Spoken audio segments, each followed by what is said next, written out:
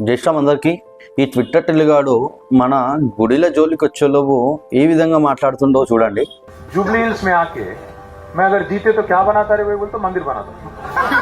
अरे तू मंदिर बना रहे भाई, कौन रोक रहा तेरे को, पर बाकी भी कुछ बोल. मैं रोड बनाता हूँ, मैं कम्युनिटी हॉल बनाता हूँ, मैं आपके पास. చూశారు కదా, ఈ ట్విట్టర్ టెలిగాడు మన గుడిలో మందిరాలు వచ్చేలోపు డెవలప్మెంట్ గురించి మాట్లాడతాడు. कब्रिस्तान का मसला भाई ने उठाया.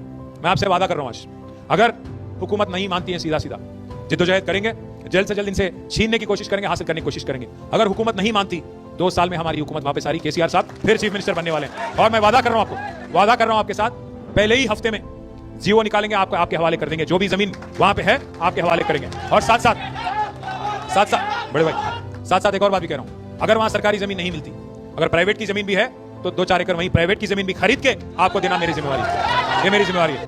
మరి వాళ్ళకి సంబంధించిన ముస్లిమ్స్కి సంబంధించిన బొందలగడ్డ గురించి ఏమో ఈడే స్వయాన పైసలు ఇచ్చి మరి బొందలగడ్డ ఖరీదు చేస్తానని చెప్పేసి మాట్లాడుతుండు.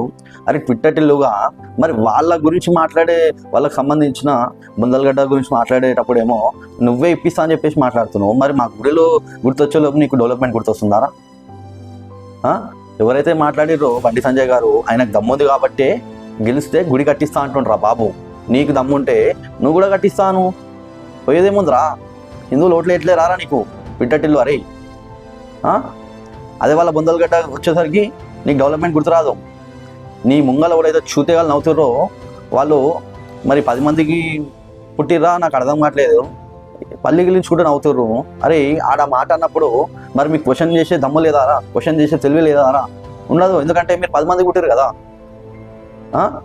అరే బాబు, నువ్వు గుడి గురించి వచ్చి ఆలోచించేలోపు నువ్వు డెవలప్మెంట్ గ్యాస్ వస్తుంది. మరి నువ్వు మొన్న బొందలగడ్డ గురించి ఆలోచించేటప్పుడు నువ్వు ఎందుకు వాళ్ళకి డెవలప్మెంట్ గ్యాస్ రాలేదురా? కానీ ఎవరికైనా ముంగల హిందువుల చూతేళ్ళకి అర్థం కాలేదా?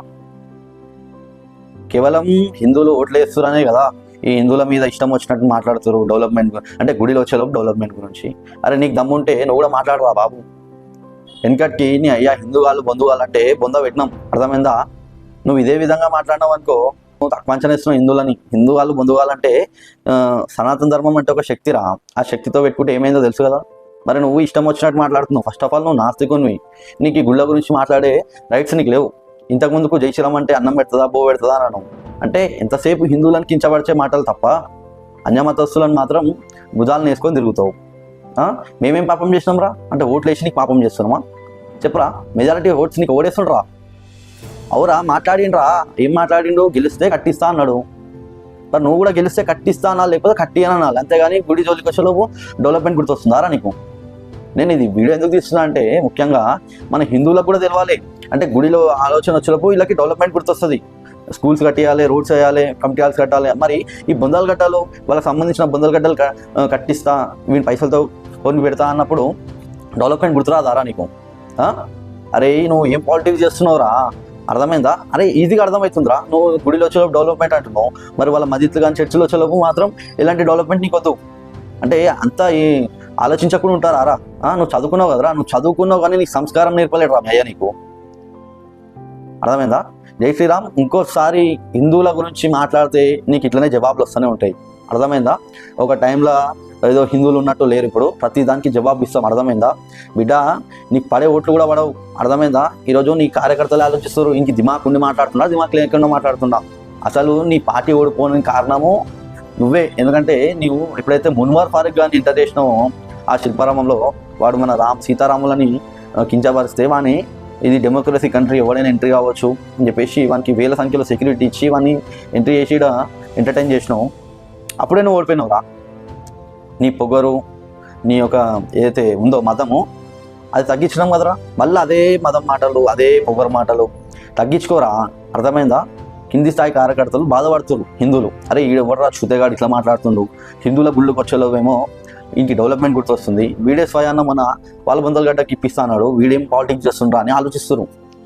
అర్థమైందా? ఇవన్నీ బంద్ చేసుకో.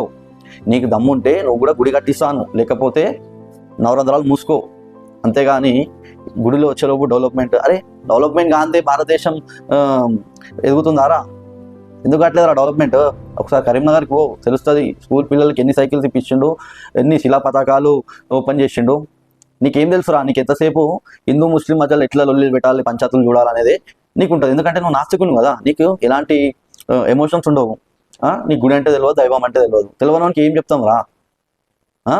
ఇవన్నీ మానుకో, గుడిల జోలికి రాకు. సరే డెవలప్మెంట్ కావాలని మాకు కూడా ఉంటుంది, కానీ నువ్వు గుళ్ళ జోలికి వచ్చేలోపు డెవలప్మెంట్ గురించి ఆలోచిస్తున్నావు. అదేవిధంగా వాళ్ళ బొందలగడ్డ గురించి ఆలోచించేటప్పుడు కూడా డెవలప్మెంట్ గురించి ఆలోచించాలి నువ్వు. అరే మీరు డెవలప్మెంట్ గురించి అడుగురు, వై బొందలగడ్డ గురించి ఎందుకు అడుగుతారని అడిగే దమ్ము నీకుందా అని నేను అడుగుతున్నా. ఇవన్నీ బంద్ చేసుకుంటామని చెప్పేసి నేను అనుకుంటున్నా. జై శ్రీరామ్.